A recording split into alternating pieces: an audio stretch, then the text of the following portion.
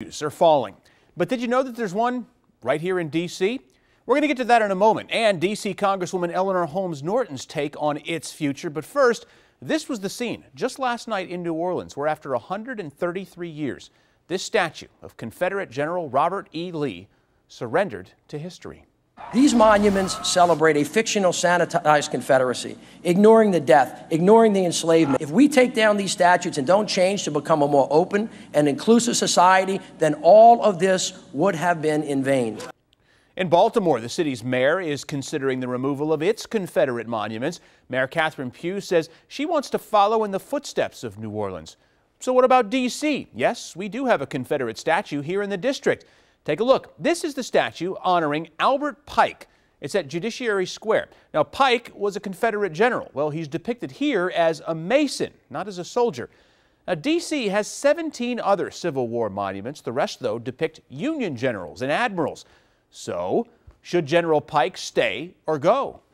Confederate is a label. So if he did something positive and he brought about something positive, then I guess leave it up. If he brought about something negative, then take it down. That's my view. It's a very difficult question, one that I don't think I have an answer to. In this day and age, and what we need now is more of a coalition where people can come together, and if this symbolizes not bring that about, yeah, I think it needs to come down. You can't ignore the past, but at the same time, you don't have to honor parts of the past that were hurtful. Haven't really formed an opinion. Certainly, I don't support what the Confederacy stood for. And he's been there that long, or so many others have been there that long because of what they did, then I don't see why removing them is going to make a big difference. People on both sides died in that war, and so I think that's part of what I'm wrestling with. To be honest, it's not a priority to me whether the statues come down or not, more so than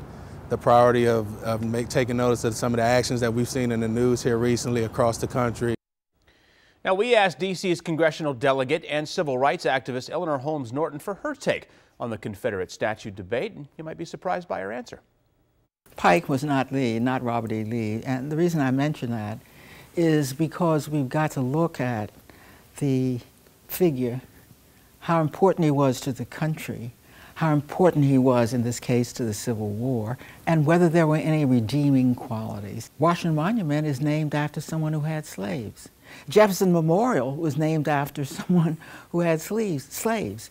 Many redeeming qualities. Nobody would want to rename those monuments. And I do believe some have to go, but I believe that some deserve to remain. And you notice that when they are banished, they're usually still standing because we don't want to lose our history. So I would like to move such statues to a place where they could be explained. You know who Pike was, if he's one who should go down. What are you going to do, burn them? This is not the old Soviet Union.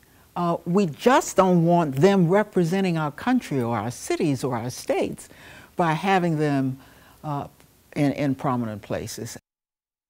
So now to a mural